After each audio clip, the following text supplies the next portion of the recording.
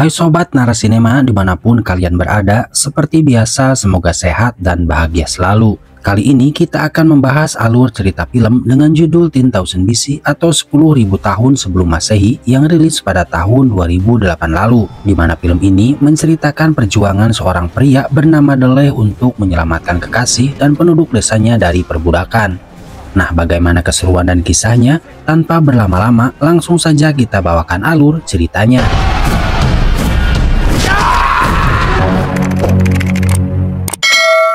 Di awal film kita diperlihatkan sebuah lembah yang dihuni oleh suku yang bernama suku Yagal, di mana suku tersebut hidup dengan bergantung pada hasil perburuan manak atau yang kita kenal dengan mamut untuk diambil daging, kulit, dan bulunya.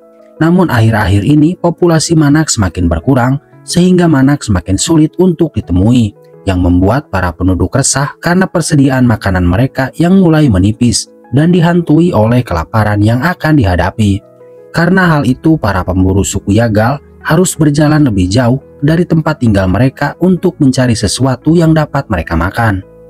Dan di suku tersebut terdapat seorang ahli supranatural yang disegani dan disebut Ibu Tua, yang dapat berkomunikasi dengan para dewa sesembahan mereka, di mana setiap harinya dia berdoa dan meminta petunjuk untuk permasalahan yang mereka hadapi. Hingga di suatu malam, sang dewa akhirnya menjawab doanya dengan membawakan gadis bermata biru bernama Epolet yang ditemukan oleh anggota suku mereka di sebuah pegunungan. Begitu Ibu Tua memegang pipi Epolet, kemudian ia dapat melihat bayangan kejadian yang menimpa suku Epolet, di mana sukunya dibantai dan dibunuh oleh iblis berkaki empat. Kemudian ia meramalkan jika iblis berkaki empat tersebut akan datang di suku mereka, tepat di hari perburuan terakhir suku Yagal. Mendengar hal tersebut, warga suku menjadi panik, namun Ibu Tua menenangkan mereka dengan mengatakan jika pada hari yang sama akan datang seseorang yang menolong mereka dan membawa mereka pada kehidupan yang lebih baik, dan orang tersebut juga akan menjadi kekasih bagi Epolet. Kemudian orang-orang suku Yagal pun bersama-sama merawat dan membesarkan Epolet. Namun kepala suku Yagal yang merupakan ayah dari pemeran utama kita yang bernama Deleh tidak dapat menunda lagi untuk menunggu datangnya sang penolong yang disebutkan Ibu Tua, sehingga ia memutuskan untuk pergi dan mencari tempat tinggal dan sumber makanan baru untuk menyelamatkan sukunya. Dan sebelum ia pergi, ia memberikan tombak putih kepada temannya Tik-Tik, di mana tombak tersebut merupakan tombak kepemimpinan kepala suku Yagal. Ia juga berpesan kepada Tik-Tik untuk menjaga Deleh seperti anaknya sendiri dan jangan memberitahukan perihal kepergiannya kepada anggota suku yang lain. Beberapa hari kemudian terlihat anak-anak suku Yagal sedang berlatih menombak, di mana pada sesi ini Karen yang merupakan anak berbakat di sana malah mengejek Deleh sebagai anak dari seorang pengecut. Deleh yang mendengarnya sontak marah dan terjadilah perkelahian di antara mereka. Beruntung Tik-Tik segera tiba dan melerai perkelahian mereka. Deleh yang kesal lantas pergi dari sana. Terlihat Deleh yang sedang berenung sendiri didatangi oleh Epolet, di mana ternyata Epolet juga tidak begitu banyak berteman dengan teman sebayanya. Deleh kemudian bertanya tentang hal apa yang menimpa suku Epolet. Kemudian Epolet bercerita jika sukunya dahulu habis dibunuh oleh iblis berkaki empat. Deleh yang berempati kemudian meyakinkan Epolet jika mulai saat ini Deleh akan selalu menemaninya. Dan dari sinilah benih-benih cinta di antara mereka mulai tumbuh. Singkat cerita, akhirnya masa perburuan terakhir pun telah tiba. Dan barang siapa yang dapat membunuh manak dengan tangannya sendiri, maka ia berhak menjadi kepala suku dan menikahi Epolet. Kemudian terlihat Deleh yang sudah tumbuh dewasa sedang berbicara dengan temannya bernama Baku. Tidak lama setelahnya, Epolet pun datang dan menyampaikan keresahannya kepada Deleh. Ia khawatir jika perburuan kali ini akan dimenangkan oleh Karen, di mana Karen ini adalah seorang pemuda yang paling berbakat dan diunggulkan di antara yang lain. Oleh karena itu, Epolet yang sudah mencintai Deleh mengajaknya untuk kabur dari sana. Namun Deleh yang mendengarnya segera menolak ajakan Epolet karena ia tidak mau dianggap menjadi pengecut seperti ayahnya, dan ia akan membuktikan jika ia akan berhasil dan memenangkan Epolet. Akhirnya waktu yang ditunggu-tunggu pun telah tiba, di mana sekumpulan manak yang mereka tunggu sudah terlihat dan datang dengan jumlah yang sangat banyak. Kemudian para pemburu berkumpul dan setelah mendapat arahan dari Tik-Tik sebagai yang dituakan, kemudian para pemburu menyelinap ke arah kawanan manak. Saat Tik-Tik menemukan pemimpin manak, Tik-Tik langsung berteriak untuk menakutinya.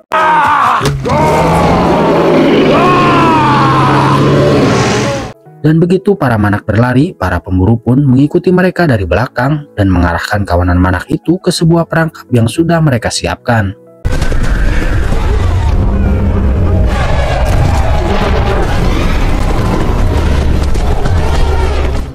Dan akhirnya salah satu manak yang bertubuh besar berhasil terjerat jaring tersebut.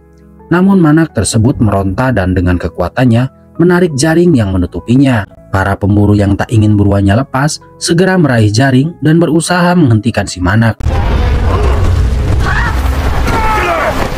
Menyadari jika hal tersebut berbahaya, Tik-Tik menyuruh pemburu lain untuk melepaskan pegangannya. Tapi ketika Dele akan melakukannya, tangannya malah tersangkut dan tak dapat melepaskan diri.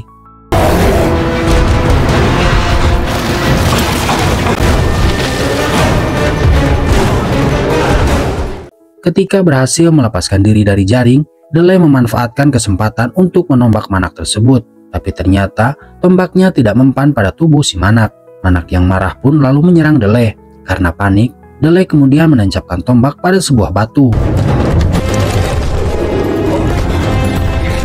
Ketika manak akan menabraknya, ia dengan tidak sengaja malah tertusuk oleh tombak yang tepat mengenai jantungnya dan kemudian ia pun mati dan tumbang di sana.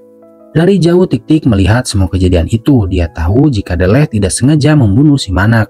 Namun para pemburu yang baru saja tiba mengira jika Dele telah berhasil membunuh manak dengan tangannya sendiri. Dengan demikian, Dele resmi mendapatkan tombak putih dan juga epolet dari ibu tua. Malam harinya mereka merayakan kemenangan Dele dengan berpesta. Namun Tik-Tik tidak terlihat di sana. Dele yang menyadari hal itu lalu menghampiri Tik-Tik dan mengakui kesalahannya. Karena merasa tidak pantas, Dele kemudian mengembalikan tombak putih kepada Tik-Tik. Dan Dele pun memberitahukan semua kepada Evolet. Evolet yang mendengarnya langsung kecewa dibuatnya. Keesokan harinya, ketika semua orang tertidur, ibu tua terbangun karena mendengar suara ribut di luar. Dan ternyata itu adalah iblis berkaki empat yang sudah diramalkan. Kemudian mereka menghancurkan tempat tinggal suku Yagal dan menculik para pemuda di sana. Pemimpin kelompok tersebut yang bernama Warlord terkesima ketika melihat kecantikan Evolet. Karena itu ia juga menculik Evolet bersama yang lainnya. Namun tiba-tiba Tik-Tik datang dan mencegah Dele karena ia yakin jika mereka tidak akan mampu menghadapi mereka. Keesokan harinya Dele berencana akan pergi untuk menyusul dan menyelamatkan orang-orang yang telah diculik oleh iblis berkaki empat, di mana Tik-Tik juga akan ikut bersamanya. Sedangkan Karen yang terlihat enggan pergi disuruh ibu tua untuk ikut bersama Dele. Di perjalanan, Tik-Tik menemukan Baku diam-diam mengikuti mereka. Tik-Tik pun menyuruh Baku untuk kembali, namun karena memaksa dengan alasan ingin membalaskan kematian ibunya, akhirnya Baku pun diizinkan untuk ikut bersama mereka. Di tengah perjalanan, Baku tidak sengaja menemukan gelang milik Evolet, di mana ternyata Evolet sengaja melakukan itu karena ia yakin jika Dele dan lainnya akan datang untuk menolongnya. Perjalanan pun kembali dilanjutkan, namun tiba-tiba badai salju datang dan menutup jejak iblis berkaki empat yang mereka ikuti. Beralih ke para penculik yang sudah sampai di ujung pegunungan, mereka berhenti untuk beristirahat. Namun malang di hari itu Evolet akhirnya ketahuan jika ia telah meninggalkan jejak dengan menjatuhkan gelang-gelangnya. Warlord pun kemudian mencabuk tangan Evolet sebagai hukuman.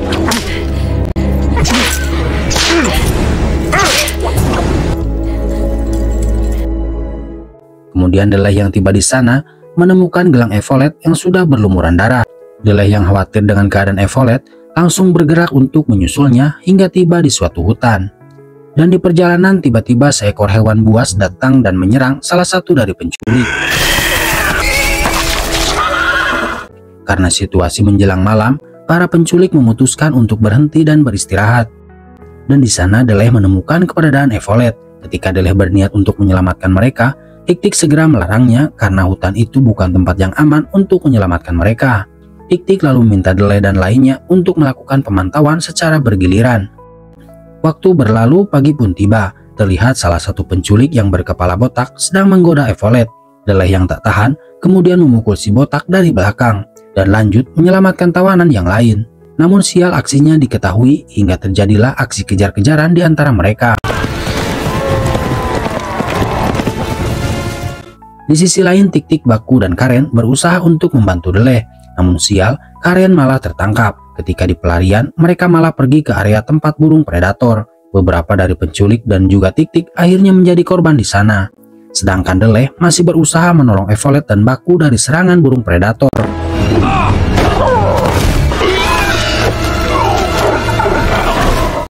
Namun akhirnya Baku dan Evolet pun kembali tertangkap, hingga menyisakan Deleh dan Tik-Tik yang terluka parah.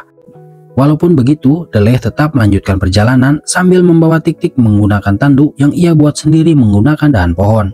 Malam harinya setelah merawat Tik-Tik, Deleh lanjut berburu untuk mencari makanan. Tapi tak disangka jika dirinya akan jatuh ke dalam lubang jebakan, hingga tak sadarkan diri. Hingga larut malam, kemudian terjadi hujan yang lebat. Deleh yang basah kemudian terbangun dari pingsannya. Namun betapa kagetnya ia ketika mengetahui jika ada macan bertaring tombak yang berada di dalam jebakan bersamanya. Awalnya Deleh berniat untuk membunuh macan itu, namun karena kasihan, dia mengurungkan niatnya dan justru menolong macan tersebut. Do not eat me when I set you free.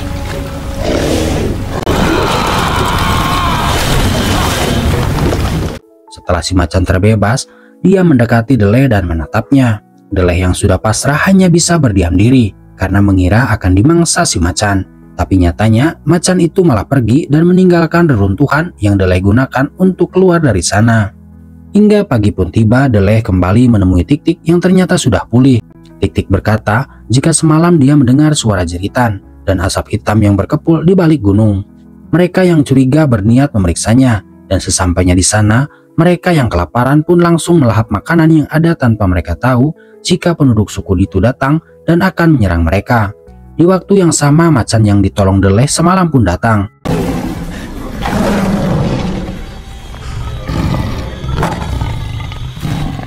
Dia datang bukan untuk memakan Deleh, melainkan untuk melindunginya, karena ingat jika Deleh telah menolongnya.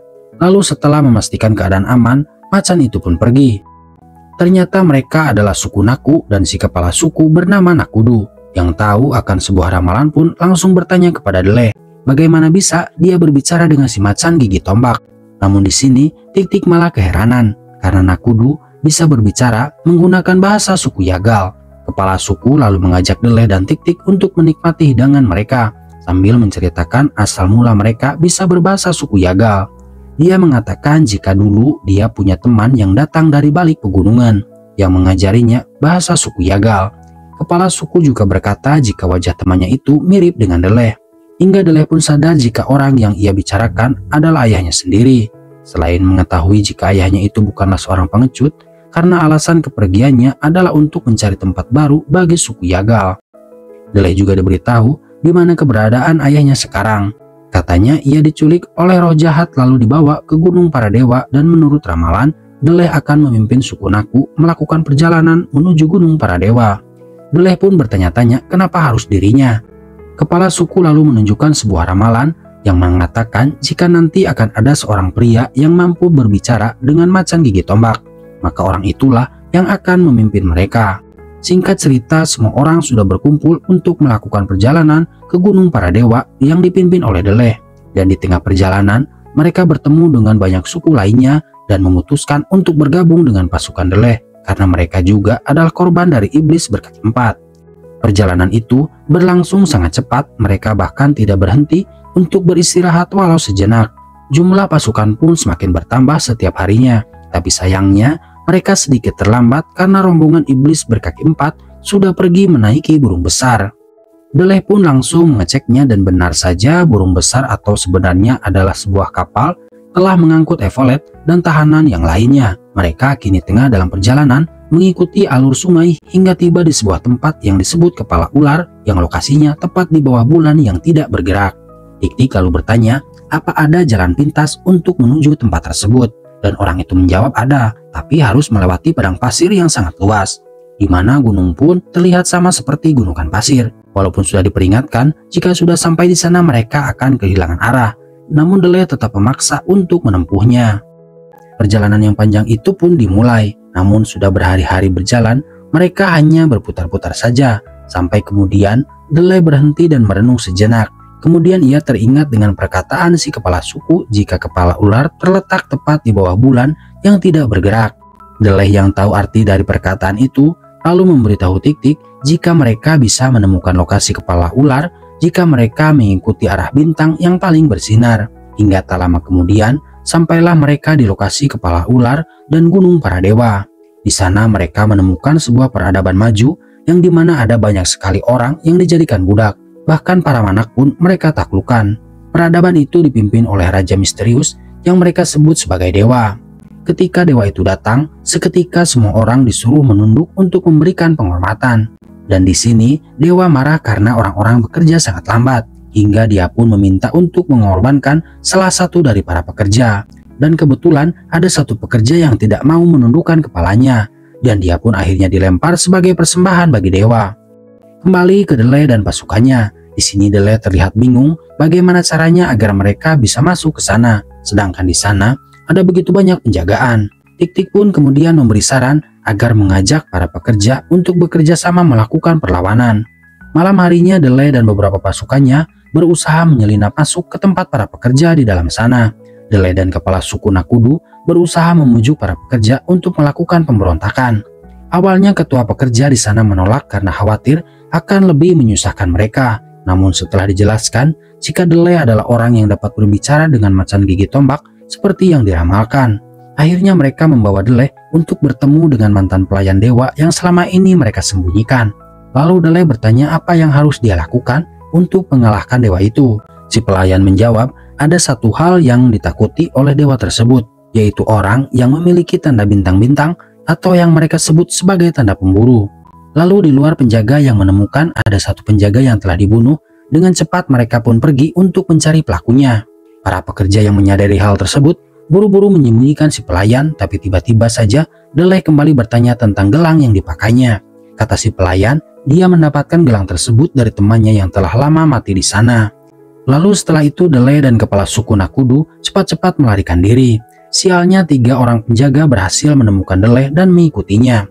Untung saja ada Tik-Tik yang sigap melawan mereka.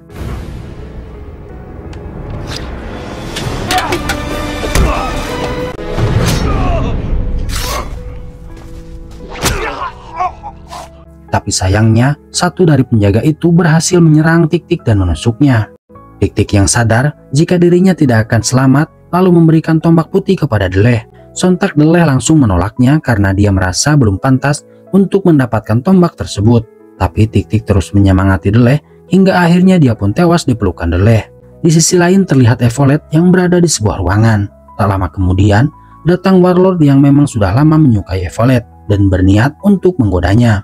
Evolet pun memanfaatkan situasi itu untuk mengambil senjata milik Warlord.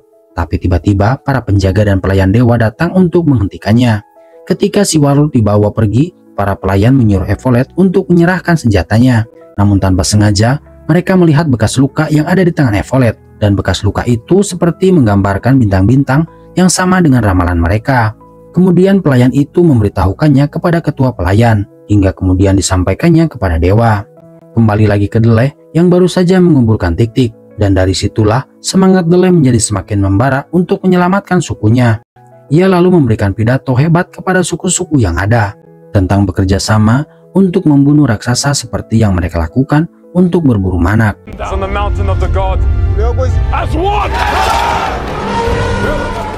Keesokan harinya mereka lalu memulai aksinya dengan menyelinap dan menyamar sebagai budak. Sementara itu, Evolet dibawa menghadap dewa bersama dengan Warlord yang dicambuk karena telah berkhianat. Balik lagi kepada budak, di mana Dele dan Karen yang sedang naik ke atas piramida untuk menemukan pemimpin manak yang paling besar. Look, Karen. Look, that one. Mereka pun langsung memerintahkan Baku dan Tudu untuk melepaskan mamut dari ikatannya. Dan setelah selesai, Dele memberi sinyal untuk memulai pertarungan.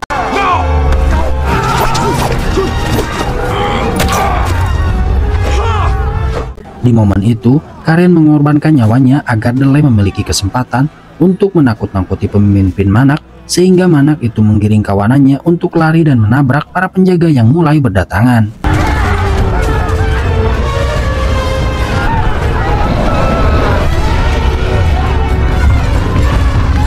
Para budak yang melihat hal itu menjadi bersemangat dan ikut bergabung untuk memulai pemberontakan.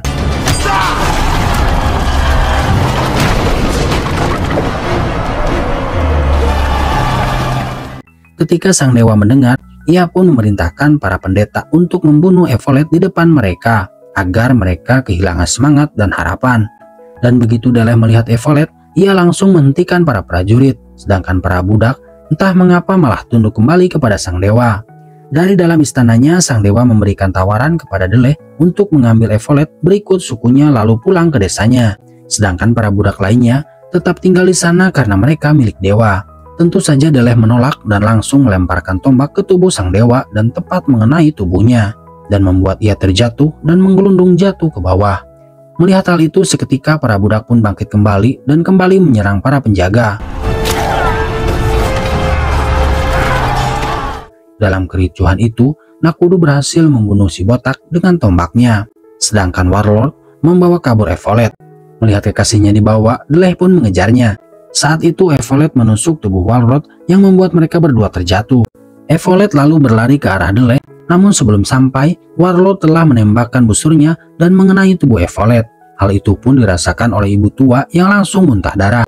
Deleh yang marah kemudian berlari ke arah Warlord dan membunuhnya dengan tombak putih. Setelah itu ia memeluk Evolet yang perlahan menutupkan matanya. Kini Deleh pun merasa hancur karena perjuangannya selama ini telah sia-sia. Tetapi tak lama kemudian sang ibu tua akhirnya rela memberikan nyawanya untuk Evolet. Dan akhirnya keajaiban pun terjadi hingga Evolet pun hidup kembali.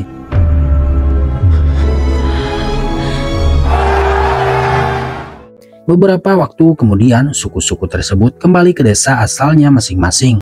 Nakudo lalu memberi Deleh beberapa benih jagung, beras, dan kacang-kacangan untuk Deleh tanam, sehingga nantinya kaum Yagal tidak akan lagi kelaparan. Deleh dan anggota suku Yagal yang diselamatkan kemudian tiba di desa mereka, dan setelah musim dingin berakhir, Deleh dan Evolet mulai menanamkan benih-benih tersebut, dan terlihat benih-benih mulai tumbuh dengan subur. Kini Deleh menjadi pemimpin baru dan menyelamatkan desanya seperti apa yang diramalkan oleh ibu tua. Akhirnya mereka pun hidup bahagia dan film pun selesai.